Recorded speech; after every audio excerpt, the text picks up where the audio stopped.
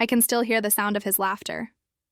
Not the warm, kind laughter you share with friends, but the cruel kind that echoes in your head long after the moment is gone. My boss threw his head back, slapped his palm on the desk, and laughed like I had just told him the funniest joke of his life. All because I had handed him my resignation letter. "You?" he sneered, trying to catch his breath between chuckles. "You think you can resign? Do you even realize where you are or who made you what you are? You wouldn't last a week out there without me." My face burned. I had prepared myself for resistance, maybe even manipulation. I knew he wouldn't let me go easily. But I hadn't prepared for mockery. I hadn't prepared for the way his words would sink into my bones, making me feel small. Disposable, like all the work I had done over the past 3 years was nothing more than a joke. I forced myself to sit still in the chair across from him, even though my insides were screaming. "I've already accepted another offer," I said carefully. My voice wavered at first, but I steadied it before finishing the sentence. That only seemed to amuse him more. He leaned back in his oversized leather chair, one that looked more like a throne than office furniture, and smirked. "Another offer? From who? Starbucks?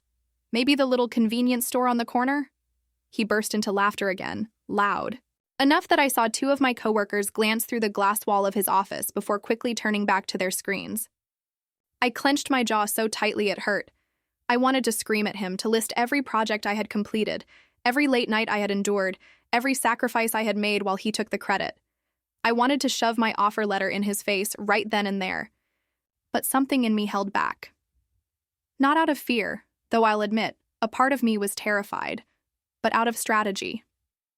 I wanted him to stew in his arrogance. I wanted him to keep underestimating me, because when the truth finally came out, it would destroy that smug confidence of his. But he didn't even give me the chance to respond. His phone buzzed, and with a casual wave of his hand, he dismissed me. "Close the door on your way out," he muttered, already focused on his next call, as if my decision, my future, my entire existence didn't matter in the slightest. That was the moment everything inside me shifted. Walking out of his office, I felt my hands trembling. Anger coursed through me like fire, but beneath it was something else, something stronger. Determination. You see, I wasn't always the kind of person who could stand up like that. I had spent most of my life being quiet, obedient, and endlessly accommodating. I was the type who said yes to every task, who stayed late when no one else would, who skipped birthdays, anniversaries, even funerals, because the team needed me. I was the invisible backbone, the reliable worker bee who never caused trouble, and he knew that. He thrived on it. My boss had always treated me like someone who could be stretched and bent without ever breaking. He assumed I would tolerate his condescending remarks, his last-minute demands, and his blatant favoritism forever. And for a long time, I did. I thought patience and loyalty would eventually earn me respect. I thought hard work would speak louder than anything else. But I was wrong. The truth is, what pushed me to resign didn't happen overnight. It was a slow burn, 1,000 tiny cuts that bled into one another until I could no longer ignore the pain.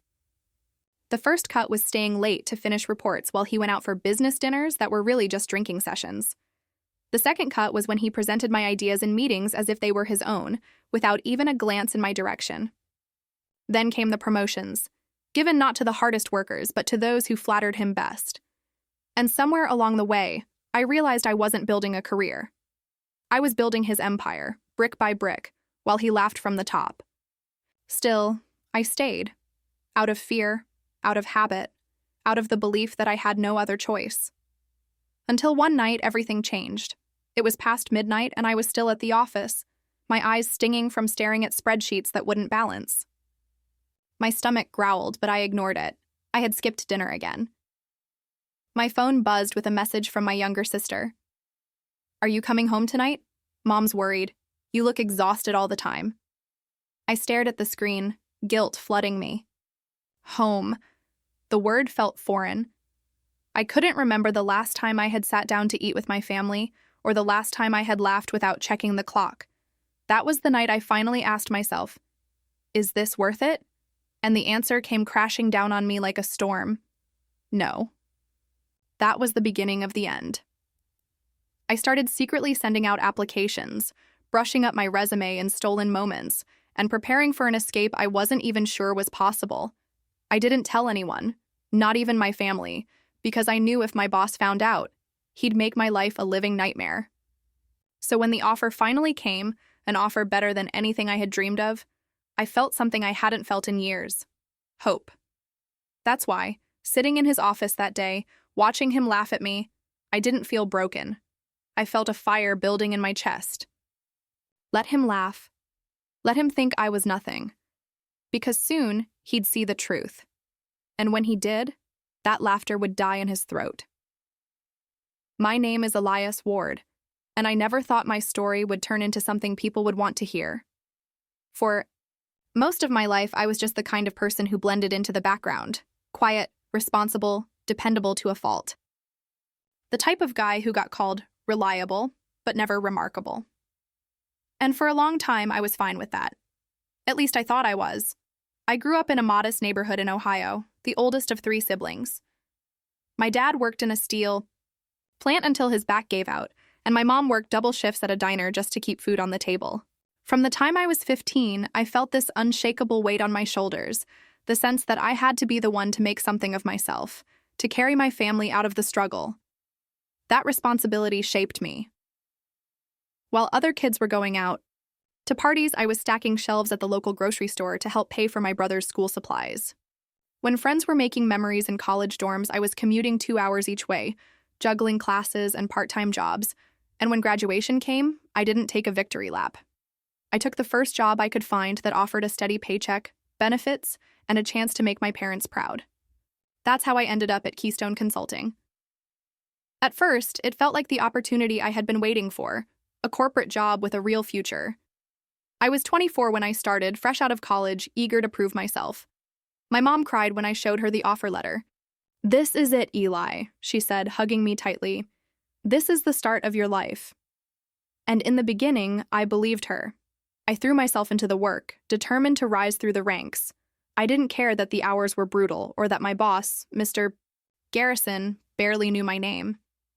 I convinced myself that if I kept my head down and worked harder than everyone else, someone would notice. Someone would reward the effort. But reality turned out to be harsher.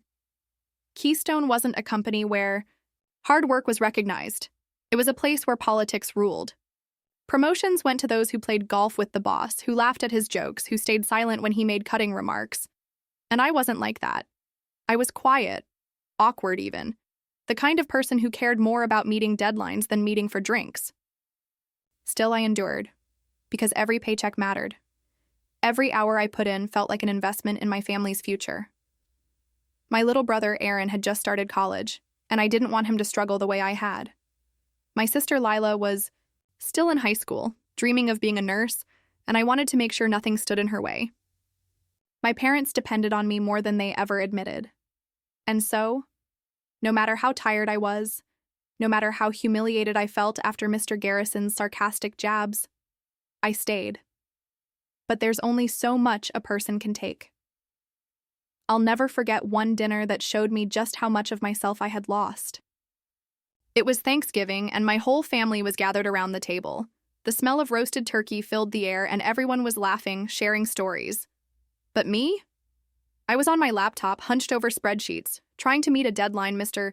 Garrison had sprung on me at the last minute. "Eli," my mom said softly, placing a hand on my arm, "can't you just stop for one night? We miss you." I looked up at her, and for the first time I realized how exhausted she looked. Not from her own work, but from worrying about me. My dad cleared his throat and said, "Son, the company won't remember you worked on Thanksgiving, but will remember that you weren't here." The guilt in that moment nearly crushed me. And yet, when my phone buzzed with another email from Mr. Garrison, I opened it anyway. That was the kind of grip he had on me. On all of us, really. His presence loomed like a shadow, dictating not just my hours, but my very sense of self-worth. The turning point came a few weeks later when Aaron came home from college.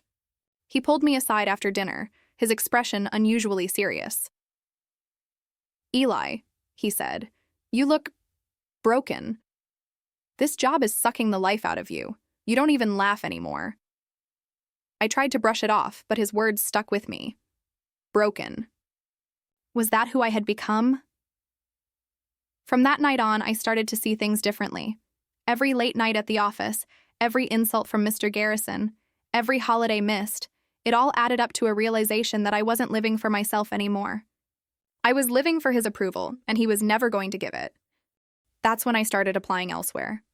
Quietly, cautiously, because I knew if he found out, he'd make me regret it. But inside, something had shifted. I wasn't just working for survival anymore. I was working for escape. And when that first interview invitation landed in my inbox, I felt a rush of hope so sharp it brought tears to my eyes. But hope, as I would soon discover, can be dangerous. Because Mr. Garrison had a way of sensing weakness, and he wasn't about to let me go without a fight. The night he cornered me in the office, questioning my loyalty, was the night everything almost came crashing down, and it set the stage for the battle that would change my life forever. The moment I started looking for new opportunities, I felt like I was living a double life. By day, I was the same old Elias, quiet, dependable, hunched over endless reports. But by night, I became someone else. I refreshed my resume, updated my LinkedIn, and sent out applications with a mix of fear and excitement. It was almost like I was sneaking around cheating on a toxic relationship. And in a way, I was. The secrecy weighed on me. Every time my phone buzzed with an unknown number, my heart would race. Was it a recruiter? Was it Mr. Garrison somehow catching me in the act? I started taking calls in the stairwell or on quick walks outside the building, praying no one would notice.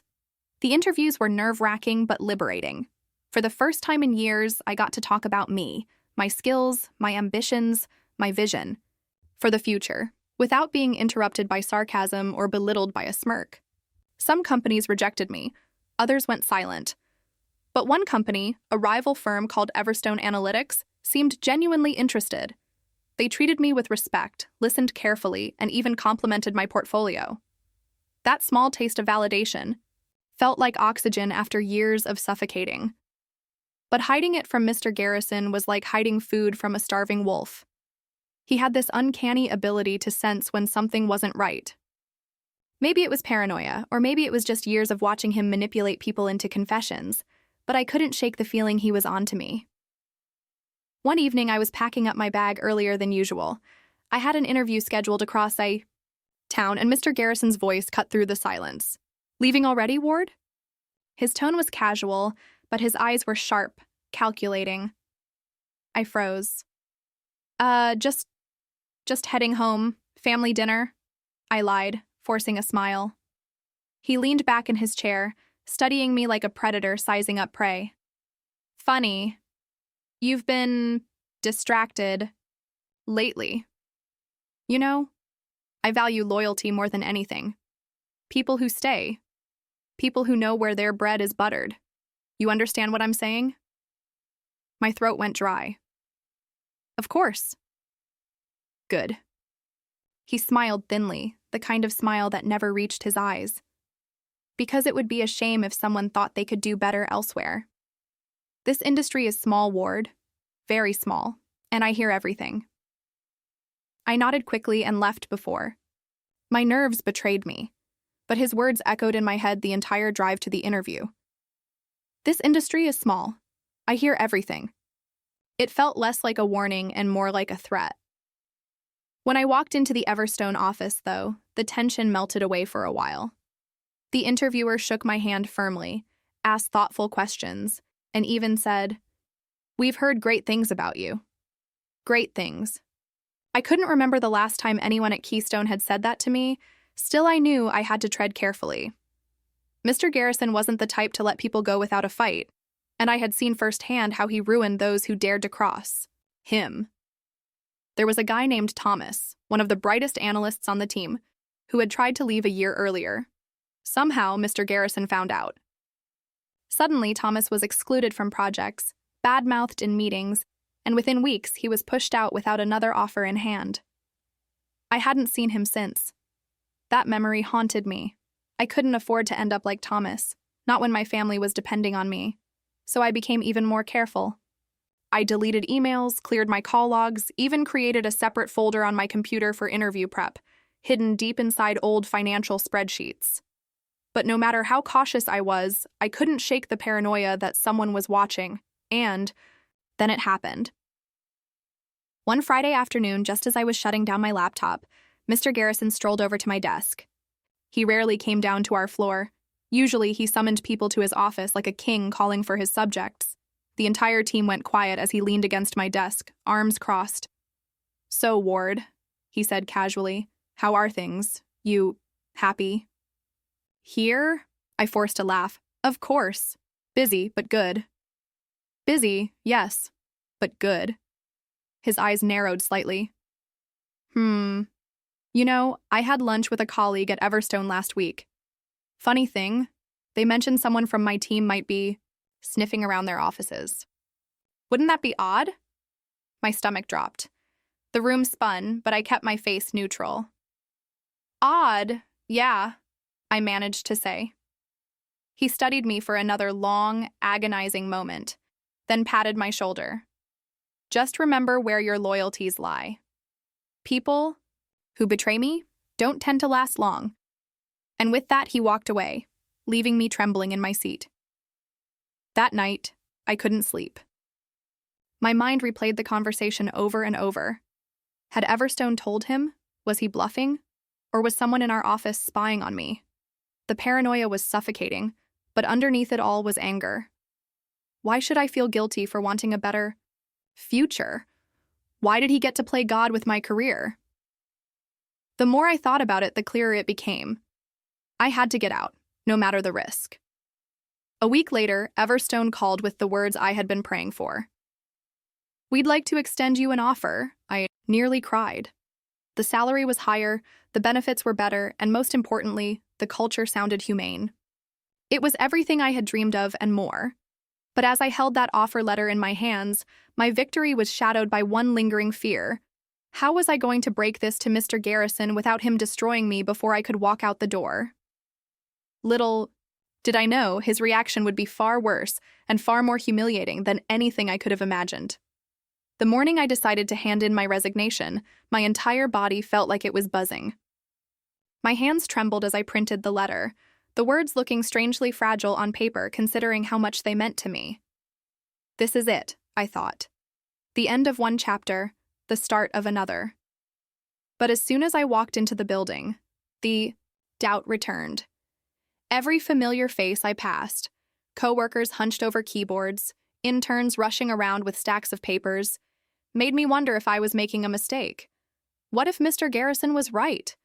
What if leaving meant throwing away security for a dream that would collapse the moment I stepped outside these walls?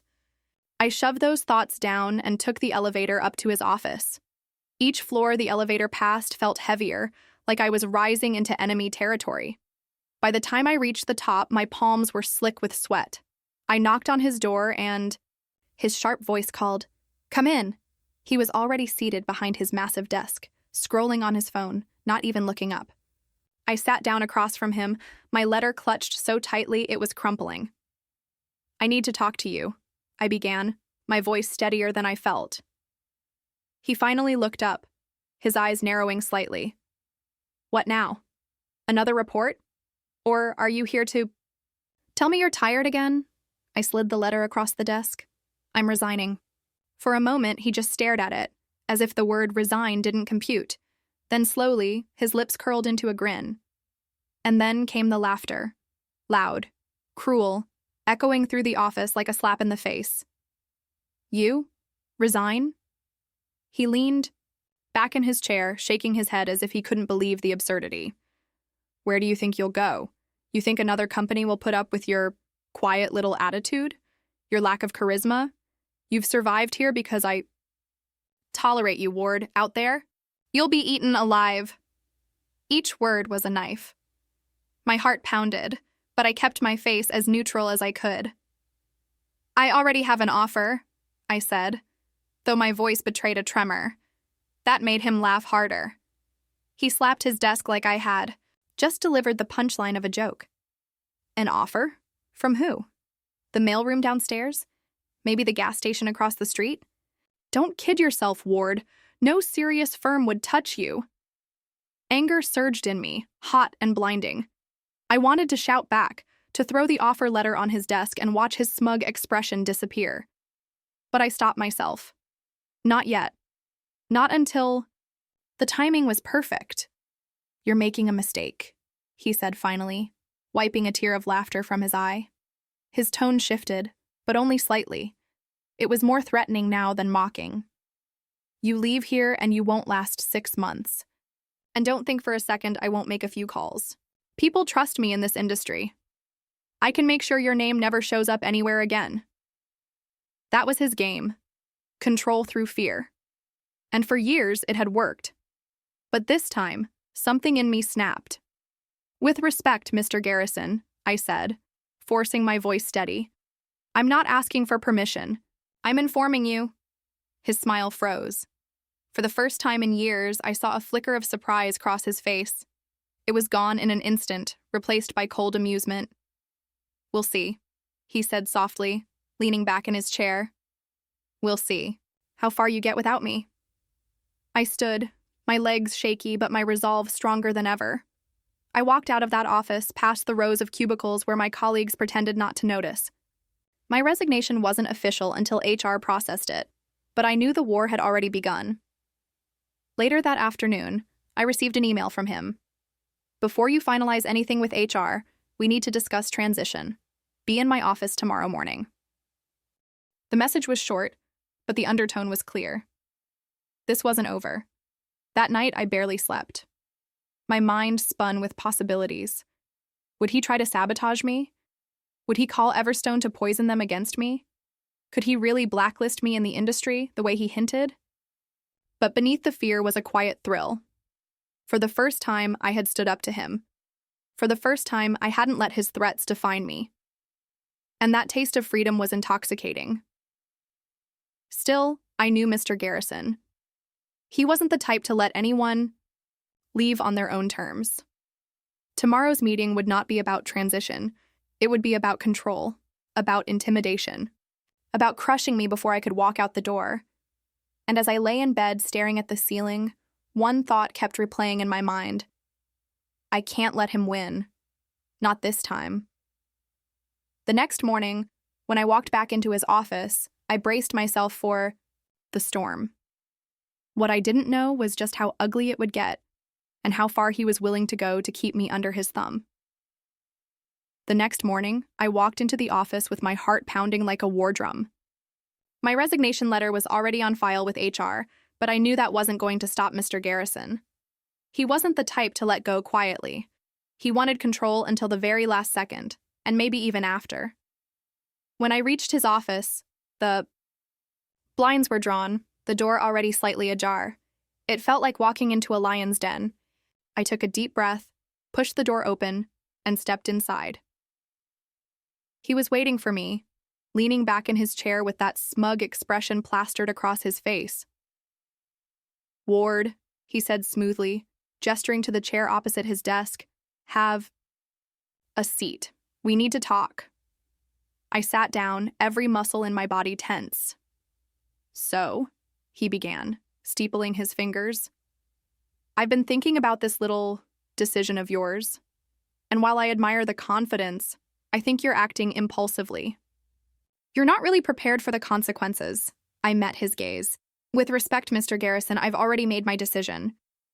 His smile widened, but it was cold. "You see, that's the problem. You think you've made a decision, but you haven't thought it through. Who's going to train your replacement? Who's going to take over all those late-night reports you handle? You think HR is just going to let you walk out and leave the company hanging?" "That's not my responsibility anymore," I said quietly, though my heart hammered in my chest. "Oh, but it is," he countered, his voice sharp. "You signed a contract. You're obligated to give a full transition period. And frankly, Ward, if you make this difficult, I can make sure your so-called future employer hears about your lack of professionalism." There it was, the threat, naked and unashamed. I clenched my fists under the desk. "I've already spoken with HR about my notice period. I'll fulfill it, but after that, I'm done." His smile faded slightly, replaced with irritation. He leaned forward. You don't get it, do you? This industry is built on relationships. My word carries weight. If I make a few calls, I can have you blacklisted before you even set foot in another office. You'll come crawling back here begging for your old job. For a moment, fear paralyzed me. I pictured Everstone rescinding their offer, my family looking at me with disappointment, the crushing weight of failure pressing down. That's exactly what he wanted. He wanted me to doubt myself, to retreat. But then something shifted inside me. Maybe it was exhaustion. Maybe it was the weeks of secret interviews. Maybe it was the years of swallowing his insults. Whatever it was, it pushed me to speak. With respect, Mr. Garrison, I said, my voice steadier now. You don't control me anymore. His eyebrows shot up, genuine surprise flashing across his face. He wasn't used to defiance. Not from me. What did you just say? He asked, his tone dangerous. I took a deep breath. You heard me. I've given everything to this company. Nights, weekends, holidays. I've sacrificed time with my family, my health, my peace of mind. And all I ever got in return was disrespect. I'm not afraid of leaving anymore. If you want to make calls, go ahead, but I'm not crawling back. For a long moment, the office was silent. He stared at me, his jaw tight, his fingers drumming against the desk. Then, slowly, he leaned back, his lips curling into a thin smile. You've grown a spine, he said softly. Interesting. But let me tell you something, Ward. People like you don't last in this game. You don't have the charisma, the aggression, the edge. You're replaceable. And when Everstone realizes that, they'll toss you aside just like I could. I didn't flinch this time. Then I'll prove you wrong.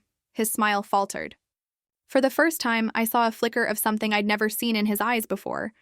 Doubt. It was faint, but it was there, and it gave me strength. Fine, he said finally, his tone clipped. Go play your little game. But don't come crying to me when it all falls apart. I stood, my legs steady now. I won't. As I left his office, I could feel his eyes burning into my back. He wasn't done. I knew him too well to think otherwise. He would try something, sabotage, manipulation, maybe even contacting Everstone. But the difference now was that I wasn't afraid. That afternoon, I received a message from HR. Please note that Mr. Garrison has requested additional transition documentation from you. He insists you provide detailed project notes and client contacts before your final day. It was clear. He wasn't letting me go without squeezing every last ounce of work out of me, and maybe setting traps along the way. But as I read the email, a strange calm settled over me. He could demand notes, he could pile on tasks, he could throw his threats around like daggers, but he couldn't stop the inevitable. My time at Keystone was ending. My new life at Everstone was waiting. What I didn't realize, though, was that his desperation would push him to cross a line even he had never crossed before. And when he did, it wouldn't just test my resolve, it would change the power dynamic between us forever. The weeks that followed were some of the most exhausting of my life. I thought that once I submitted my resignation, the hardest part would be over. But I was wrong. Mr. Garrison wasn't going to let me leave cleanly. He was determined to make every day of my notice period a battlefield. It started small. He demanded endless documentation, reports that no one had ever asked for before, transition notes so detailed they felt more like full-blown manuals. If you're going to walk out, he told me one morning, his voice dripping with disdain, at least make sure you don't leave a mess behind.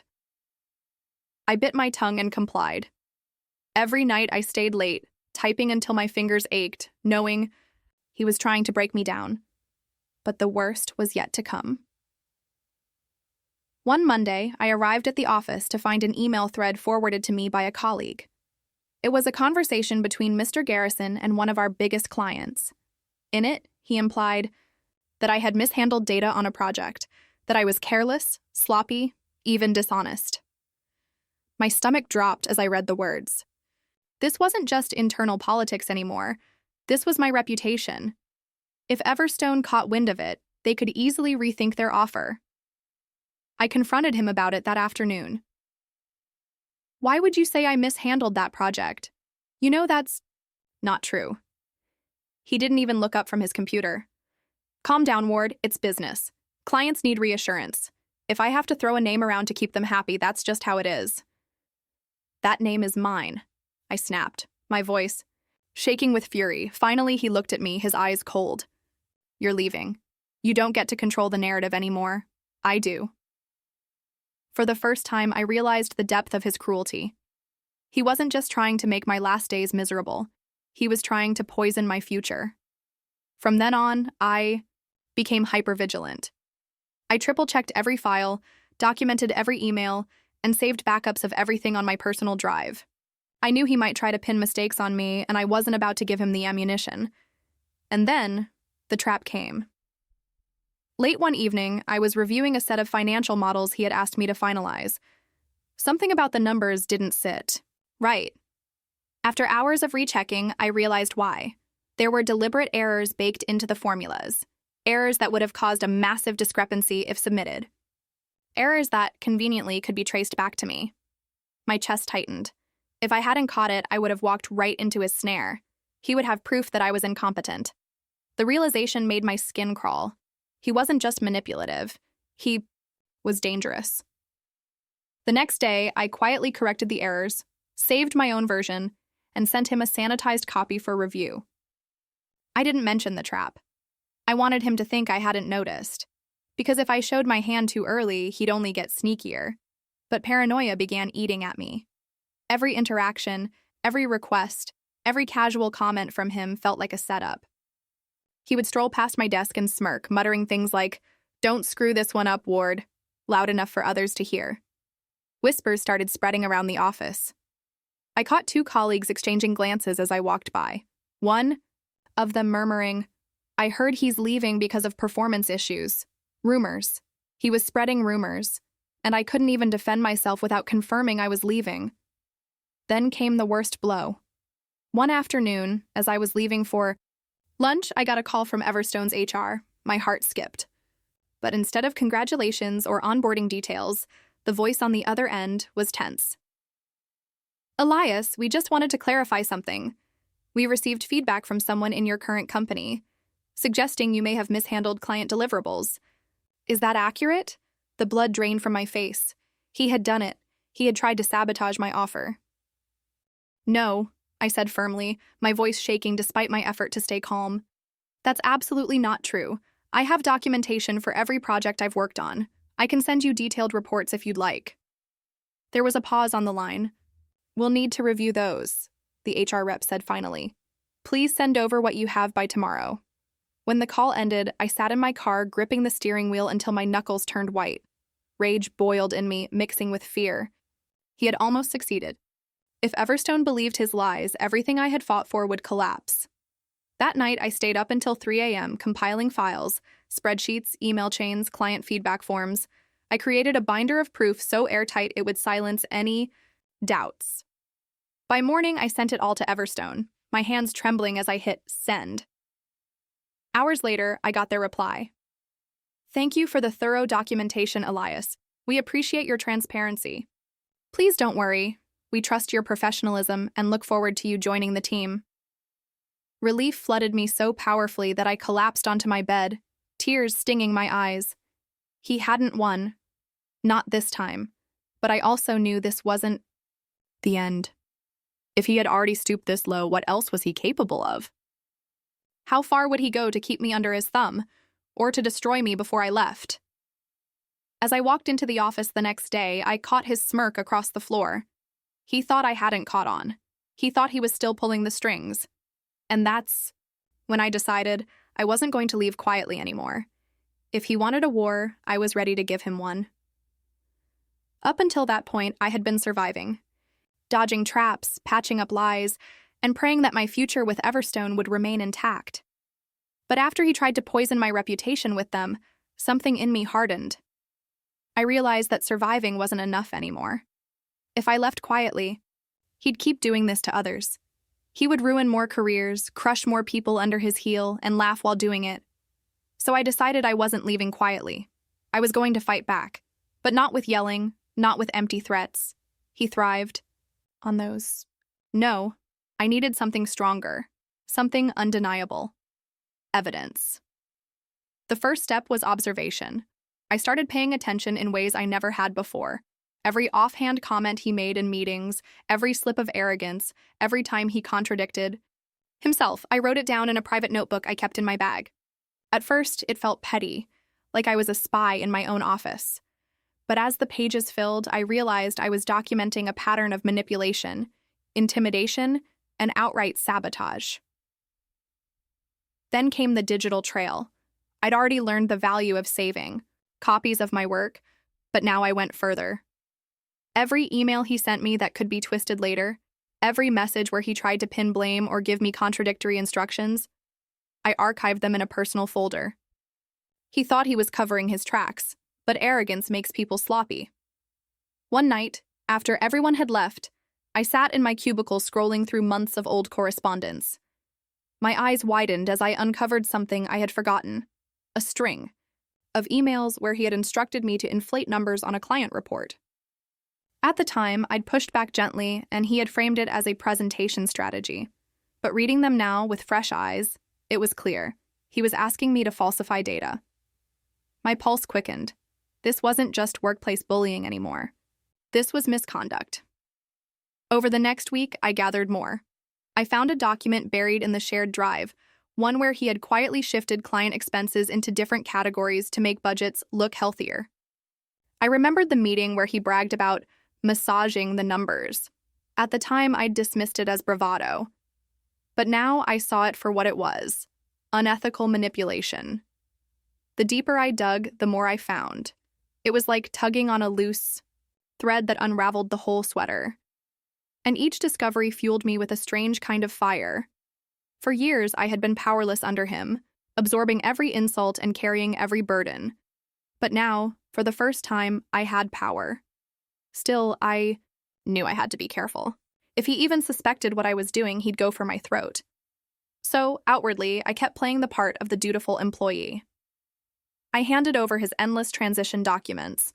I nodded through his passive-aggressive comments. I let him think he was still in control. But inside, I was building my case. Piece by piece. The turning point came when I overheard him one evening. I was leaving late, walking past the glass wall of his office, when I noticed he was on the phone. His voice carried into the hallway, sharp and animated. "Yes," I told. "Them Elias dropped the ball?" "No, he won't be a problem much longer. He's on his way out. By the time he leaves, everyone will see what a liability he is." My chest tightened, but then he said something that made my stomach flip. "And don't worry about the numbers. I've got a way to smooth it over. The board never looks too closely anyway." I froze. This wasn't just office gossip. He was openly admitting to manipulating financial reports to someone outside. And he was arrogant enough to think no one would catch him. I stepped back quietly, my mind racing. If I could catch him saying things like that on record, it would be game over. The next day, I bought a small voice recorder. I knew it was risky, borderline, dangerous, but at that point, the line between survival and revenge had blurred. Every meeting, every one-on-one conversation, I clicked it on and slipped it into my pocket. It didn't take long to get results. In a strategy session, he snapped at me. "Ward, I don't care if the data isn't perfect. Make it look good. Clients don't pay for reality, they pay for perception." The recorder captured every word, his voice dripping with arrogance. Later, in another conversation, he laughed and said, "You think the board cares about accuracy? Please, as long as the graphs go up, they clap. That's all that matters." Each recording was like a nail in his coffin.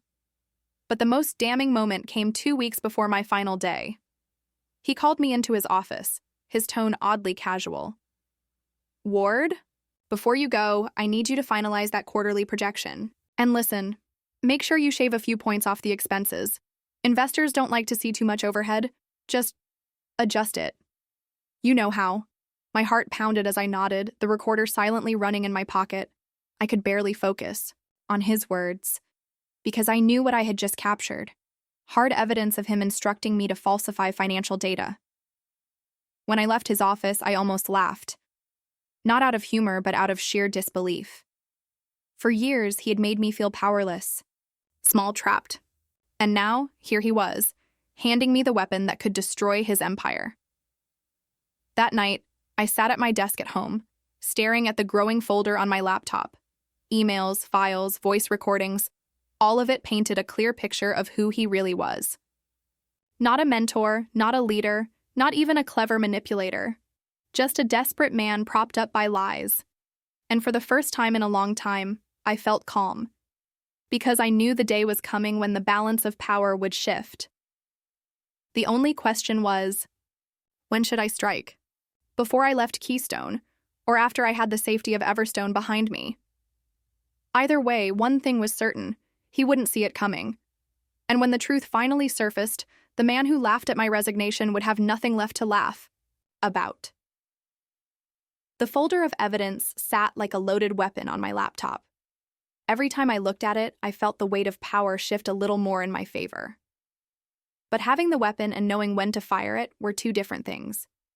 If I struck too early, he could spin the narrative, claim I had taken things out of context, or even retaliate in ways I wasn't prepared for. But if I waited too long, I risked him pulling off one final act of sabotage before I walked out of Keystone for good. Timing was everything. The opportunity came sooner than I expected. 2 weeks before my final day, HR scheduled a transition, meeting with me, Mr. Garrison, and a few senior managers. The purpose was supposedly to review my handover process. But I knew what it really was: a chance for him to parade me around one last time, to remind everyone that I was leaving on shaky terms. As I sat in the sterile conference room staring at the polished table, I felt my palms sweating. He walked in like he owned the place, greeting the managers with his fake warmth, his booming laugh.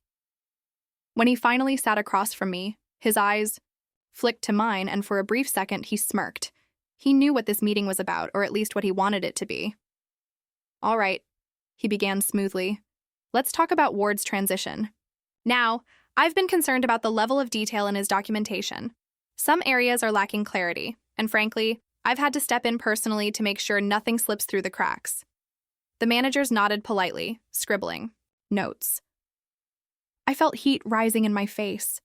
He wasn't just undermining me privately anymore. He was trying to discredit me in front of leadership. I clenched my hands beneath the table, forcing myself to stay calm. I had evidence. I didn't need to shout. When it was my turn to speak, I kept my voice steady. "Actually, I've prepared full documentation for every project. I also have written confirmations of instructions I've received, some of which, I think, will clarify where confusion has come from." His eyes narrowed. He wasn't expecting that. "Oh, really?" he said, his tone dripping with sarcasm.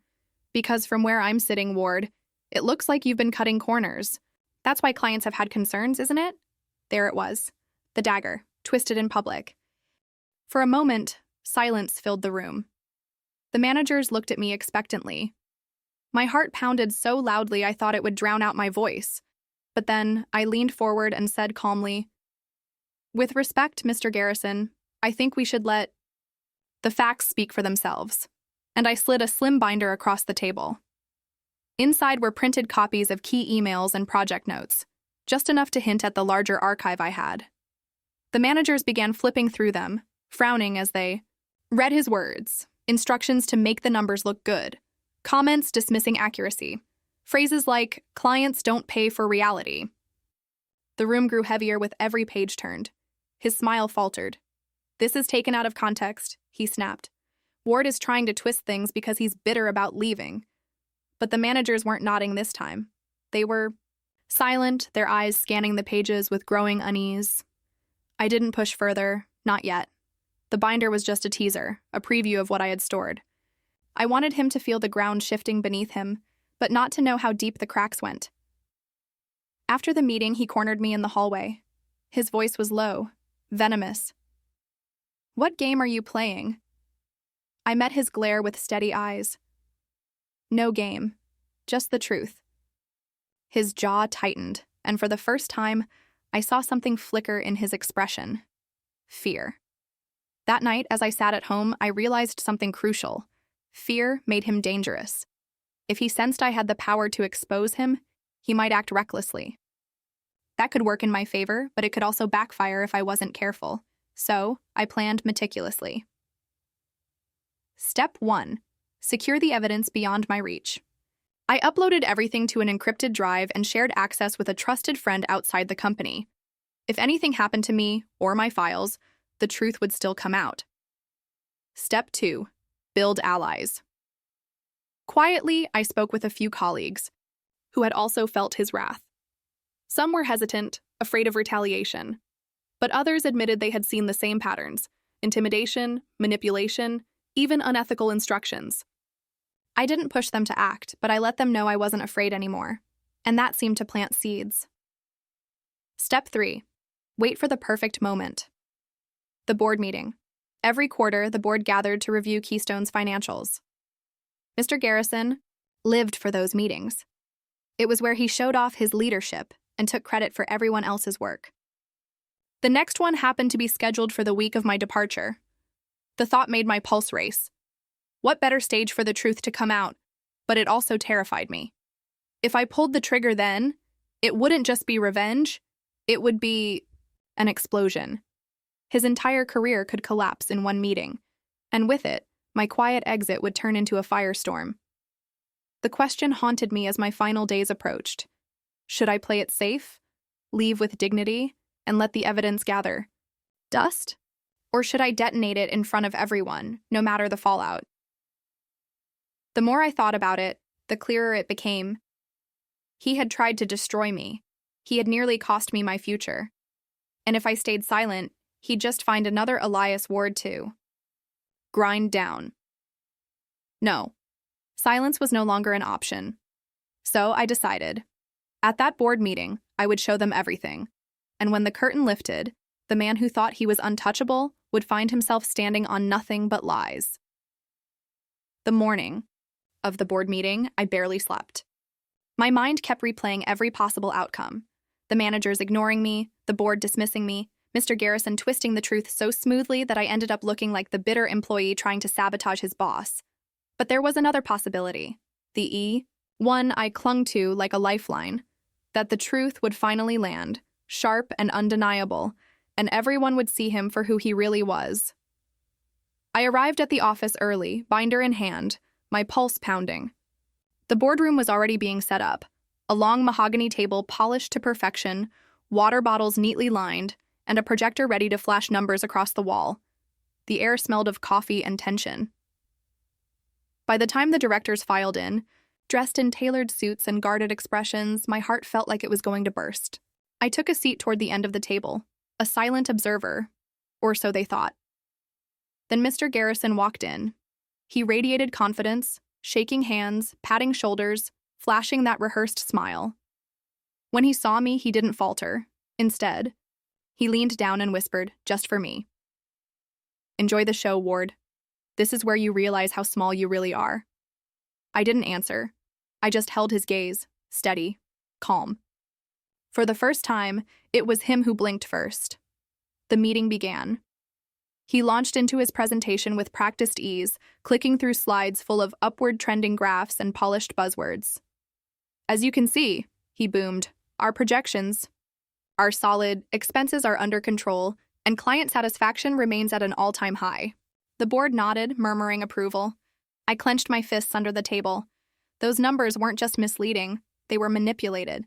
I knew it, and thanks to my evidence, I could prove it. When he finished, the chairman cleared his throat. "Thank you, Mr. Garrison. Before we move to next steps, does anyone have questions or concerns?" This was it. The opening. I took a breath that seemed to fill my entire chest, then raised my hand. "If I may." The room fell silent. Heads turned. Mr. Garrison's smile froze. The chairman raised an eyebrow. "Go ahead, Mr. Ward." My voice shook at first, but steadied with each word. "I'd like to bring some clarifications regarding the data presented today. Over the past several months, I've documented discrepancies between what was reported internally and what was communicated externally. I have evidence that financial figures were deliberately altered to appear more favorable. A ripple went through the room. Mr. Garrison laughed, a sharp, mocking sound. This is absurd. He's leaving the company, ladies and gentlemen. Clearly, he's disgruntled and looking to stir drama. I opened my binder and slid copies across the table. These are emails and instructions I received directly from Mr. Garrison. Here, I tapped one page, my finger steady. He explicitly tells me to shave expenses so investors won't be alarmed. And here, I flipped another. He insists that accuracy doesn't matter as long as graphs go up. Board members leaned in, frowning as they read. The chairman's expression tightened. I wasn't done. I reached into my bag and pulled out a small recorder. And, with permission, I'd like to play a brief clip from a strategy session 2 weeks ago. Before anyone could object, I pressed play. His voice filled the room, clear and damning. Ward, I don't care if the data isn't perfect. Make it look good. Clients don't pay for reality. They pay for perception. The silence afterward was deafening. One of the directors leaned back, eyes narrowing at Mr. Garrison. Is that your voice? His face had gone pale. He stammered, This is taken completely out of context, but the damage was done. The veneer of control he wore so carefully was cracking. I pushed forward. This isn't an isolated case. There are months of similar instructions, dozens of manipulated reports. I've documented everything, and I wasn't the only one who noticed. Other employees have experienced the same pressure. He slammed his hand on the table. Lies, he barked. This is nothing but a smear campaign from a bitter subordinate. You're really going to take the word of someone who's already walking out the door? But no one rushed to his defense. The chairman's voice was calm, but cold. Mr. Garrison, these are serious allegations. Combined with what we're seeing here, they demand immediate review. The directors murmured agreement. I sat back, my body trembling, but my eyes never leaving his. For years, he had laughed at my expense, belittled me, threatened me. Now, in front of the very people he worshipped, his empire was crumbling. He tried one last desperate move. You fools, he snapped at the board. You think this nobody has your best interests at heart? He's manipulating you. I built this company's reputation. I carried its weight. Enough, the chairman cut him off. You will step outside while we deliberate. The fury in his eyes as he turned on me was almost feral. If looks could kill, I'd have been ash on the floor. But all he could do was slam the door behind him. The moment it clicked shut, I exhaled. For what felt like the first time all morning. My hands shook under the table, adrenaline coursing through me. The board members whispered to one another, flipping through the documents again.